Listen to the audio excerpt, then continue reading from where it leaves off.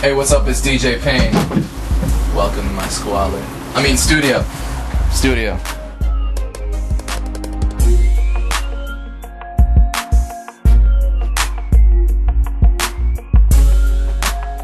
Hey, it's DJ Payne 1, hip-hop producer and DJ. My opinion is this: hip-hop has always been about being resourceful. When I started producing nearly a decade ago, I tried to use the least expensive equipment and the equipment that was most efficient and effective for me. Eventually, I started using the Sony ACID products.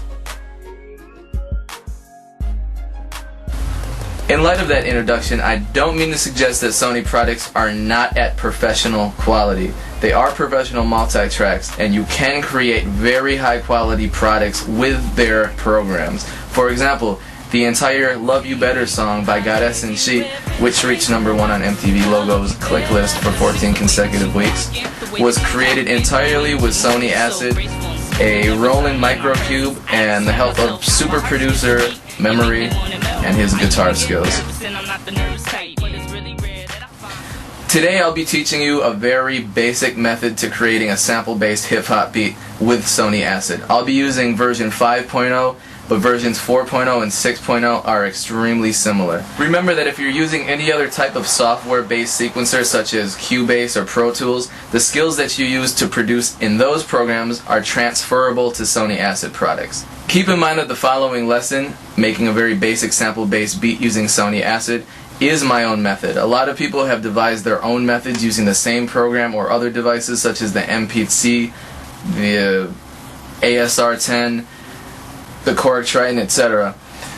Finding records or digging for records is a very important part of hip-hop production. I'm not going to talk about that right now though, because that's something that hip-hop producers are very secretive about. Today I'll be using a Teddy Pendergrass sample. My turntables are set up as such. The Technics 1200 turntable is connected to a standard DJ mixer. My outputs are just RCA to 1/8 inch. Now the 1/8 inch cable can plug into pretty much any computer analog in or mic input slot. If you have a sound card, preferably you want to have a 24-bit sound card, and you may have a different connector. But this is fairly standard, especially if you're just starting out. So I'm going to plug this into the computer so we can get some sound.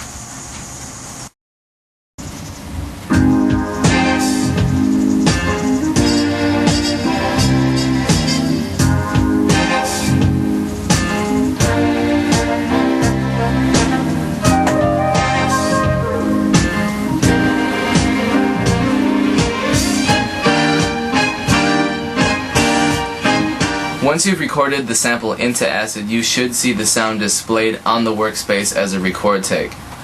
Depending on your settings, your track type may be set to either one-shot or beatmap or loop. You want your track type to be a beatmapped file. All you have to do is double-click on the track and open the track properties window.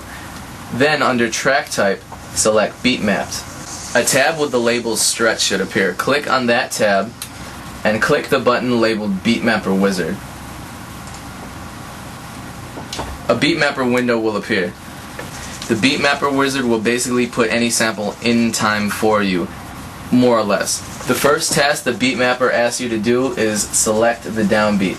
The downbeat is the first beat of the first measure of the sample. For everyone who hasn't had music theory, think about it in this way. For those of you that don't know much about music theory, this sample is in 4/4 measure. 4/4 measure means that there are 4 quarter notes for each measure, or 1 whole note or 2 half notes. DJ Payne is going to play the sample for you, and I'm going to clap out the quarter notes for you, so you can hear where the downbeat is and where the measure ends.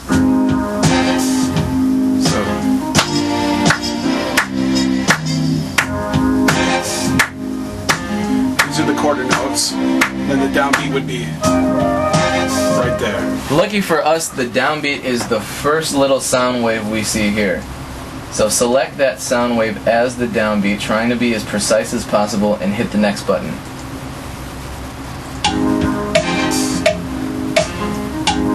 ACID will try as best as it can to put our sample into a 4/4 measure. This time it did a pretty good job. You hear that? If it doesn't make sense, you can make some minor adjustments.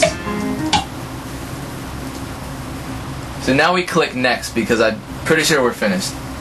Now the recorded track painted into the ACID workspace is in time. And you'll notice that in the tempo area, labeled as BPMs, the project tempo has now been reset to match the tempo of the sample. You'll notice that there is a grid delineated by some vertical and horizontal lines in the ACID workspace. This grid helps you stay in time when you're programming with one-shots. You may choose to turn the grid off, but I prefer to leave it on, especially during the drum programming process. There are a lot of different methods for drum programming. Now you can use live instrumentation, a drum machine, any external hardware device you may have. For example, the motif.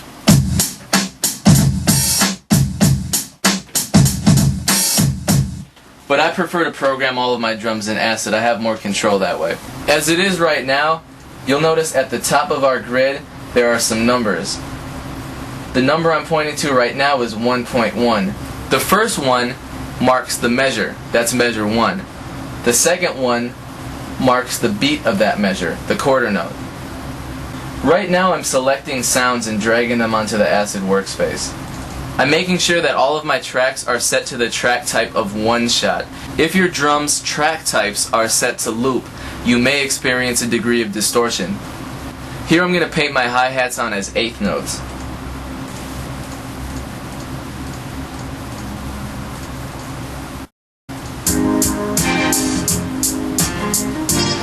That's what it's going to sound like. Next I can start pasting in some kicks and snares, whatever I feel sounds good.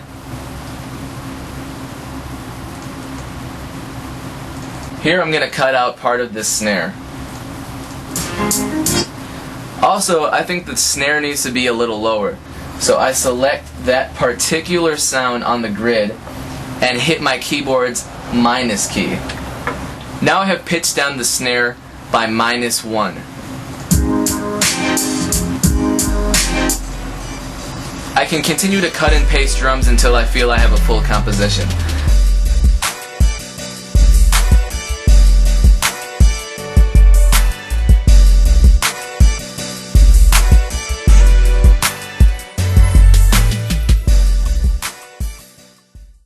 Let's hear what it sounds like.